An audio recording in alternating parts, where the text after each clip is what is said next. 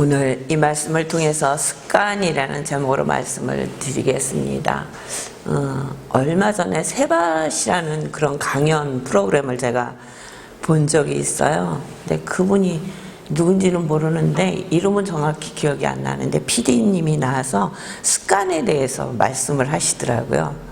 내 인생을 성장시키고 최고로 나를 이끌었던 습관이 있다는 거예요. 자기의 삶에 바뀐 습관이 있는데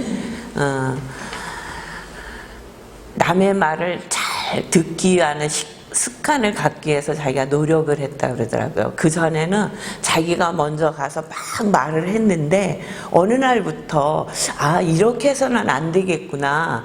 내가 좀 이 땅에서 그래도 살면서 좀 성공하는 삶을 살려면 내 말을 많이 하는 것이 아니라 남의 말을 듣고 그 말에 공감하는 능력을 키워야 되겠구나. 그래서 어느 날부터 이제 듣기 시작을 했다는 거예요. 그 습관을 갖는데 오랜 시간이 걸렸다고 합니다. 그 공감하는 능력만 갖는 것이 아니라 그 공감을 하면서 잘 웃는 습관을 가지려고 노력을 했대요. 처음에는 그게 쉽지 않았다고 합니다. 그렇죠? 잘 웃지 않던 사람이 웃으려고 하면 쉽지 않잖아요. 근데 한 번 하고 두 번 하고 세 번 하고 이게 습관이 되니까 어디 가서든지 남의 말을 듣고 그 말에 공감하며 그 마음을 표현하는데 긍정적인 마음으로 웃으면서 표현할 수 있었다는 거예요. 그래서 자기 일생에 자기의 삶에 굉장히 좋은 습관이 되었다고 얘기하는 것을 들었습니다. 우리의 생활 속에는 작고 큰 습관들이 있잖아요. 저는 운전을 하다 보면 운전하는 사람들의 습관이 보일 때가 있습니다. 어떤 사람은 이렇게 칼치기 운전을 한다 그러잖아요. 조금 더 남이 앞에 있는 거를 보지 못하고 그 사이를 돌아서 가는 거예요. 그저껜가도 이렇게 일을 보러 가는데 한 차가 그렇게 차 사이를 가는 거예요. 그래서 목사님하고 저하고 저렇게 바쁘게 가냐, 얼마나 바쁘면 저렇게 가냐, 그런 생각을 하면서도 저 사람의 운전의 습관이구나. 근데 어느 정도 가니까 그 차가 제 차 뒤에 오는 거예요. 왜냐하면 건널목 하나에 신호등 하나에 걸리니까 아무리 그렇게 빨리 가려고 해도 빨리 오지 못하고 어느 신호등에서 제 뒤에 서 있는 모습을 봤습니다. 또 운전 습관 중에 나쁜 것이 있는데 크락시온을 잘 울리는 사람들이 있어요. 막 뒤에서 깜짝 놀게 울리는 사람들이 있잖아요. 왜 울렸을까? 나 때문에 울렸을까? 내가 뭘 잘못했나? 이렇게 신경이 쓰이는 거예요. 근데 제가 옛날에 일본에 갔을 때 놀라운 것을 봤어요. 그 사람들은 크락시를 울리지 않더라고요.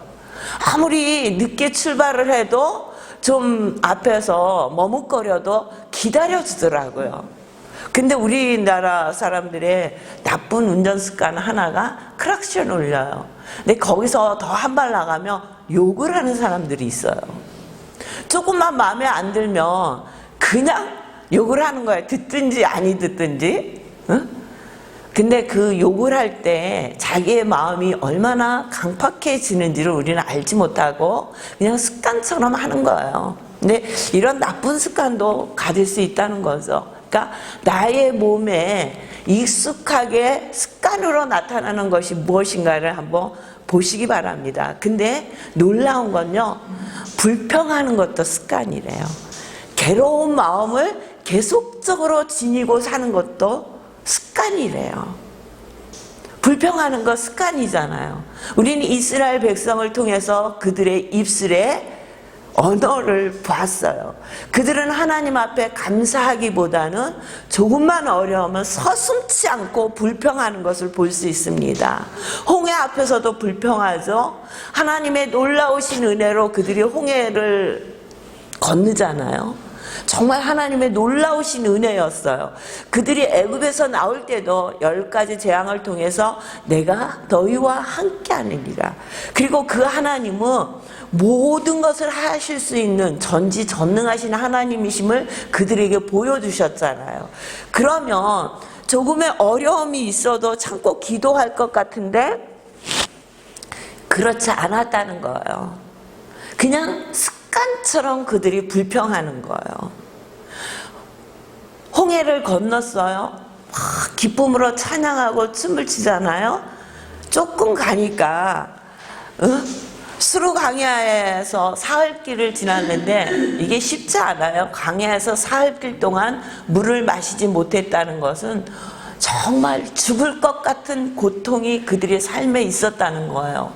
근데 그들은 바로 불평을 합니다. 자기네 생각했을 때 참을 만큼 참았다 그러면 기도를 하면 되잖아요. 근데 불평하는 거예요. 그래서 물이 있는데 먹어보니까 너무너무 쓴 거예요. 마라의 쓴물이거든요. 물이 쓰다고 또 불평하잖아요. 불평하는 거예요. 그냥 조금 견디려고 생각하고 기도하고 하나님 앞에 구하고 참고 인내하려는 그런 습관이 없어요. 기도하는 거예요.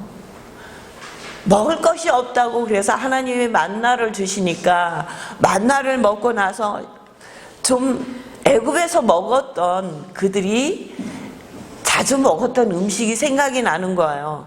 생선도 생각이 나고 왜라고도 하는데 오이 같은 식물이에요. 오이도 생각이 나고 수박도 생각이 나고 부추, 파, 마늘 이런 것들이 너무너무 먹고 싶은 거예요. 그러니까 그들이 그 얘기 하잖아요. 우리 죽을 데가 없어서 이곳까지 끌고 나서 우리를 죽게 하느냐. 응? 그렇게 불평도 하면서 이 음식을 먹지 못함으로 너무 힘들다고도 불평을 합니다. 불평이 습관이 되었다는 거예요. 이렇게 습관이 되다 보니까 가네스에서 12명의 정탐꾼을 뽑아서 가나안 땅에 보내잖아요.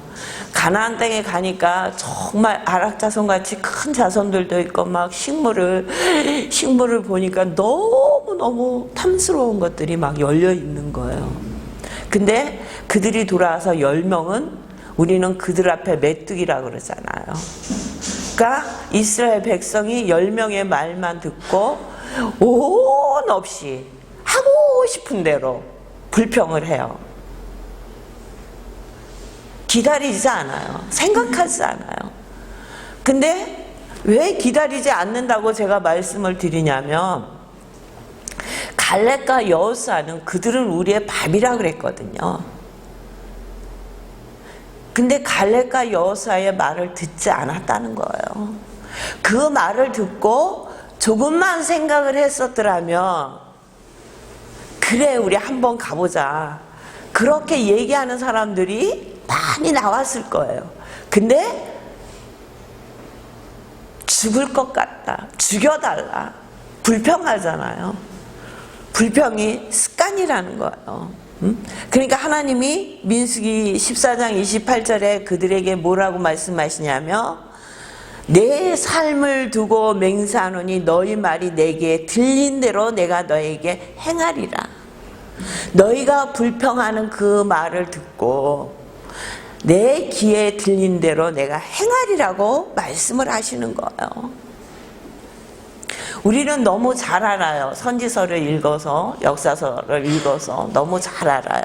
에레미야에 보면 에레미야가 남유다에 있는 사람들을 통해서 계속해서 하나님 앞에 돌아오라고 얘기를 하잖아요. 많은 선지자들이 북이스라엘이 멸망을 당하고 남유다에 하나님 말씀으로 돌아올 것을 계속적으로 얘기를 해요. 근데 그들은 돌아오지 않아요. 북이스라엘이 아수르에 망하며 그 처참한 꼴을 보고도 그들은 하나님 말씀으로 돌아오지 않습니다. 늘 불평하는 거예요. 시대가 100년이 흐르고 200년이 흐르고 300년이 흐르고 1000년이 흘러도 바뀌지 않는 거예요. 돌아오지 않아요. 응? 남유다가 바벨론에 망하는데 하나님이 에레미야를 통해서 말씀하시는데 너희들 중에 한 습관이 있대요. 그게 무엇이냐면 내가 어려서부터 내 목소리를 청종하지 아니하였다는 거예요. 하나님의 말씀을 듣지 않는 것이 습관이 되었다는 거예요. 하나님의 말씀이 들려오지 않는 게 아니라 많은 선지자를 통해서 하나님이 말씀하셨지만 그들이 하나님의 말씀을 청종하지 않은 것이 내 습관이 되었다고 말씀하시는 거예요. 그들이 바벨론에 잡혀서 포로가 될 수밖에 없었던 이유 중에 하나가 하나님의 말씀을 청종하지 않는 습관이 그들의 삶 속에 이루어지고 있었다는 거예요. 하나님의 말씀을 청종하지 않는 습관이 그들 속에 들으니 하나님의 말씀에 어떻게 순종할 수 있겠어요? 이렇게 습관이 무서운 거예요. 우리가 자녀들을 교육시켜 보잖아요. 나쁜 거는 교육시키지 않아도 굉장히 쉽게 편안하게 습득을 해요. 그렇죠? 나쁜 언어 한마디만 할 때 부모가 웃어주며 그 말은 아이에게 아주 뇌에 확 박혀버리는 거예요. 그 말을 지워주려면 수없이 훈련을 해야 돼요. 내 좋은 언어, 좋은 행동을 하게 교육을 하려면 수없이 교육을 시켜야 돼요. 그 행동이 몸에 익히도록, 습관이 되도록 훈련을 해야 된단 말이에요. 나쁜 거는 훈련하지 않아도 자연히 들어와서 쉽게 그것을 이뤄나가는데 좋은 거는 훈련을 해야 된단 말이에요.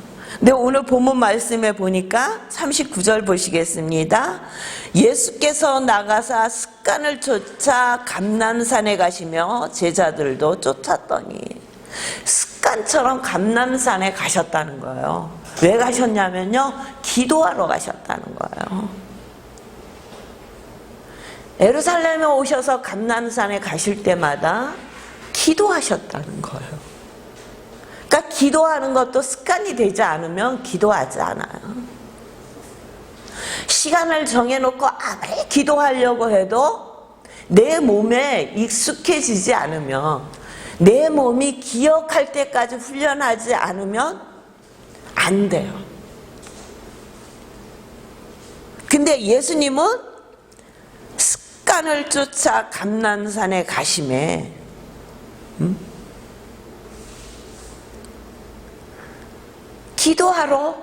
기도하는 것이 습관이 되셔서 그렇게 바쁘고 힘들고 어렵고 예수님의 상황이 좋았었나요? 공생애 시작하시면서 언제나 편안하고 할렐루야 찬양하시며 기뻐하라 그래서 날마다 기뻐하실 수 있는 삶이셨나요? 아니요. 공생애 시작하시면서부터 금식하시며 사단이 공격을 하고 예수님과 함께 하나님의 말씀을 가장 잘할 것 같은 바리새인과 서기관들과 대제사장들이 예수님을 공격하잖아요. 그리고 많은 병든 자들이, 어렵고 힘든 자들이 예수님을 쫓았어요. 그러니까 늘 바쁘고 힘들고 어려운 시간을 보내시면서 살으셨다는 거예요. 그럼에도 예수님이 늘 기도하셨다는 거예요. 여러분, 기도가 습관이 되시길 주의 이름으로 축원합니다. 기도해야 우리가 살 수 있어요. 하나님의 말씀이 들려와서 그 말씀을 순종할 수 있는 습관이 여러분 속에, 그것이 습관이 되시길 주의 이름으로 축원합니다. 가장 축복받는 습관이에요. 기도하고 주의 말씀이 들어오고.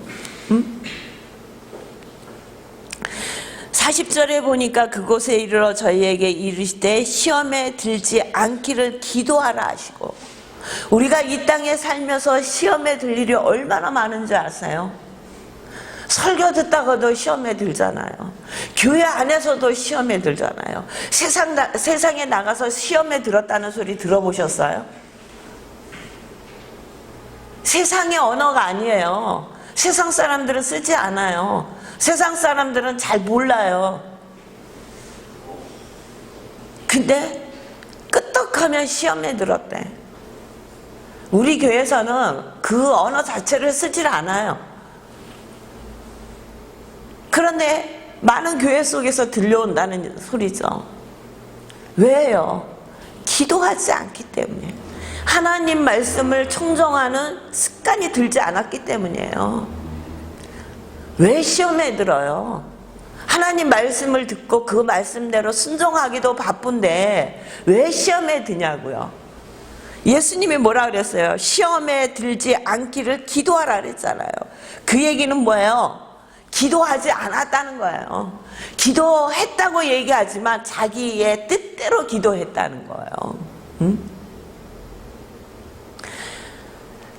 예수님께서 왜 제자들에게 시험에 들지 않게 기도하라고 말씀하셨냐면, 예수님이 이제 여기는 예루살렘에 들어오셔서 지금 이제 십자가를 앞에 두고 겟세마네 동산에서, 마태복음이나 마가복음 보면 겟세마네 동산, 감람산 속에 있는 한 동산이에요. 오늘 누가복음에는 감람산이라고 나와 있지만 감람산은 큰 거, 그 한 골짜기에 있는 이름이 겟세마네거든요. 거기서 기도하시는 거예요. 예수님이 체포당하시고 십자가에 죽으실 걸 아셨기 때문에 그 일을 통해서 제자들이 비굴하고 너무 나약해져서 도망가고 시험에 들까 봐 기도하라고 말씀하신 거예요. 그들에게 기도하라고 말씀하시고는 예수님은 기도하기 시작을 하시잖아요.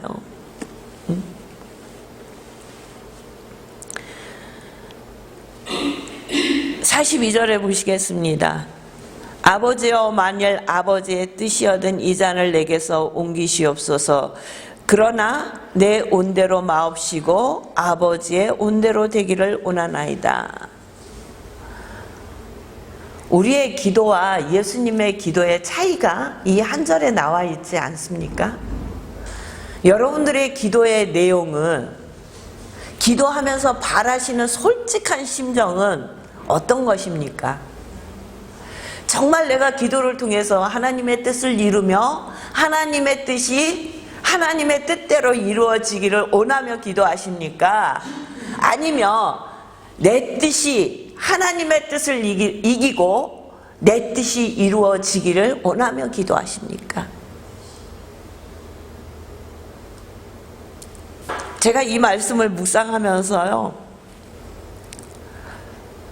이 말씀에 딱 걸리더라고요. 입술로는 하나님의 뜻대로 되기를 기도하잖아요. 그렇게 고백도 하잖아요. 근데 마음 깊은 곳에서는 하나님의 뜻이 이루어지는 것보다 내가 보고 내가 바라는 그 뜻이 너무 좋은 것 같은 거예요. 그리고 꼭 이 뜻이 하나님의 뜻인 것 같아. 그래서 우리는 내가 생각하고 내가 좋아하는 방법대로 이루어졌을 때만 기도의 응답을 받았다고 얘기하잖아요. 그리고 할렐루야 찬양하잖아요. 근데 내가 기도하고 내가 생각했던 대로 응답이 안 되면 뭐라고 얘기하셔요? 기도의 응답을 받지 못했다고 생각을 하시고, 하나님이 내 기도를 듣지 아니하신다고 생각하시잖아요. 근데 그것 또한 하나님의 뜻이라는 거예요.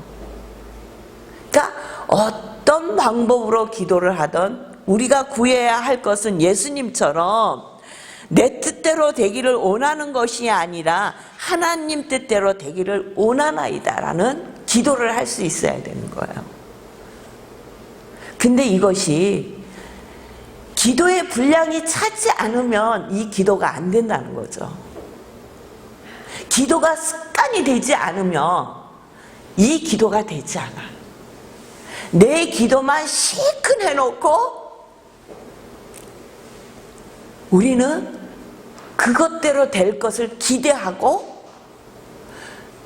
그것대로 되어지지 않으면 불평하고 불만할 것을 이미 준비해놓고 기도한다는 거예요.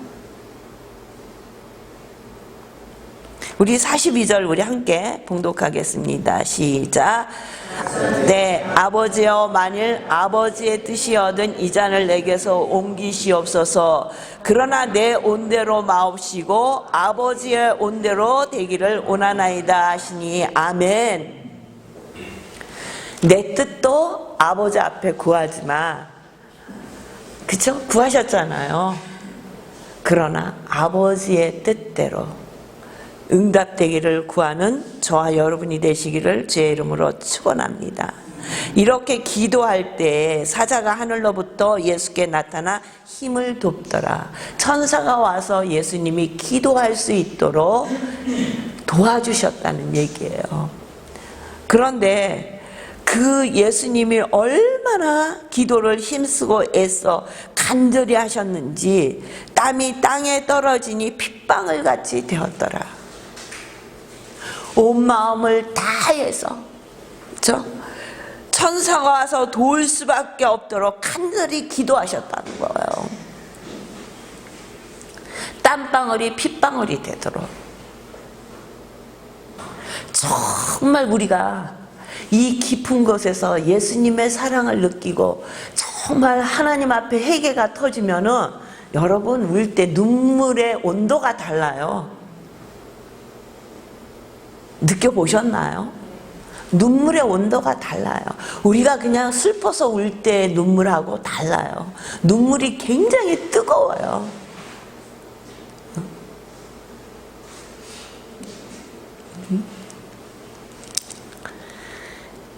얼마나 간절히 힘쓰고 애써 기도하셨으면 땀이 땅에 떨어지니 핏방울 같이 되더라. 응?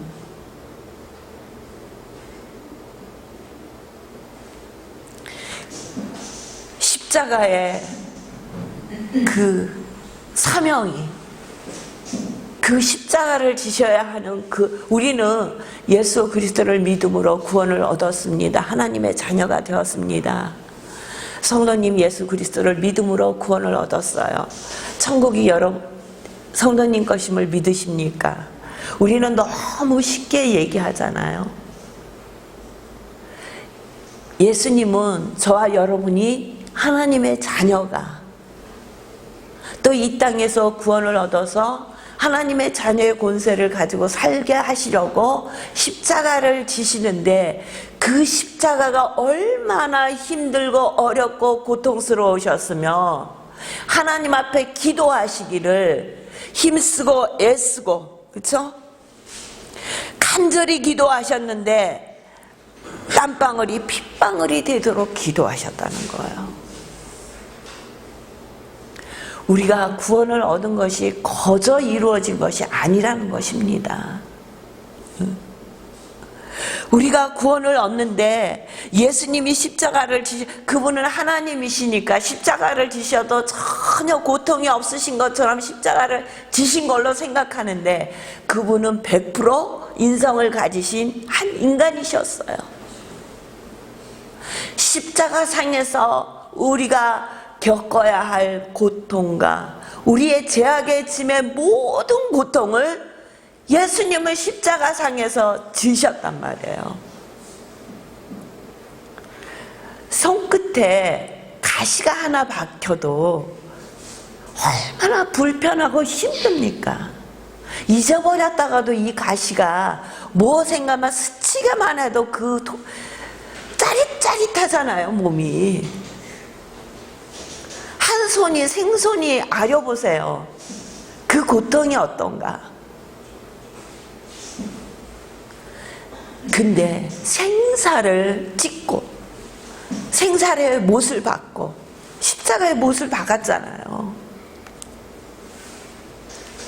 그런 육신적인 고통뿐만 아니라 그 사람들의 조롱과 침뱉음과 예수님에게 와서 땀을 때리고 침을 뱉으며 모욕을 하고 견딜 수 없는 모욕을 하잖아요. 왜 그것을 다 참으셨습니까? 여러분과 저의 죄 모든 것을 담당하시려고. 예수님은 그 십자가가 어떤 십자가인지를 아셨기 때문에 땀방울이 핏방울이 되도록 기도하지 아니하시며 지실 수가 없었던 그 십자가를 지신 것입니다. 그 십자가를 지심으로 저와 여러분이 구원을 얻고 하나님의 자녀의 권세를 가지고 이렇게 축복의 삶을 살아가는 줄 믿으시길 주의 이름으로 축원합니다. 예수님이 그렇게 정말 애쓰고 힘쓰고 간절히 기도하고 돌아와 보니 제자들은 자고 있는 것입니다. 46절에 보니까 어찌하여 자느냐 시험에 들지 않게 일어나 기도하라 하시니 뭐라고요? 시험에 들지 않게 기도하라. 어떤 시험이었어요? 대표적인 시험이 있잖아요. 베드로의 시험. 그렇죠? 우리 54절부터 60절까지 보면은 베드로 바로 뒷장이니까 한번 보세요. 베드로의 시험 당하는 모습을 볼 수 있습니다. 54절이요. 예수를 잡아 끌고 대제사장의 집으로 들어갈새 베드로가 멀찍이 따라가느니라. 다른 제자들은 다 도망갔는데 그래도 멀찍이 서서 예수님이 어떻게 되시나 보는 거예요. 따라가는 거예요. 근데 한 비자가 와요. 한 소년이 왔단 말이에요. 그러면서 베드로를 보고 베드로 앉은 것을 보고 너 그와 함께 있던 자지? 이렇게 묻는 거예요. 그러니까 57절에 베드로가 부인하여 가로되 이 여자여 내가 저를 알지 못하노라. 너 그와 함께 있었지? 그랬더니 그 비자에게 알지 못한다고 부인하잖아요.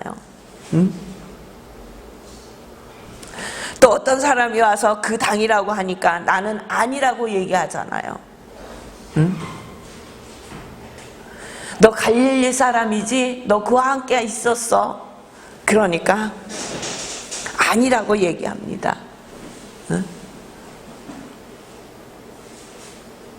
다른 데는 저주하였더라 그랬어요. 왜 예수님께서 제자들에게 시험에 들지 않게 기도하라고 말씀하셨냐면 예수님의 당하는 고난의 모습을 보고 그 제자들의 모습이 어떠할지를 아셨기 때문에 시험에 들지 않게 기도하라고 말씀하시는 거예요. 저와 여러분이 이 땅에 살 때 많은 시험이 오지 않습니까? 생각지도 않은 많은 시험들이 우리 앞에 닥칠 때가 있어요. 어렵고 힘든 일만 있는 게 아니에요. 좋은 일로도 우리에게 시험이 될 수 있어요. 그것이 시험이 되지 않고 좋은 일, 어렵고 힘든 모든 일이 축복이 되고 우리가 이 땅에서 승리할 수 있는 길은 기도하는 습관을 가지는 거예요. 언제 어디서나 어떤 상황 가운데도 기도하는 습관을 가지시길 주의 이름으로 축원합니다. 좋은 습관이에요. 가장 좋은 습관이에요. 기도하는 습관이 여러분들의 몸에 배어서 언제나 주님과 통화하시며 동행하시는 저와 여러분이 되시길 주의 이름으로 축원합니다. 기도하겠습니다.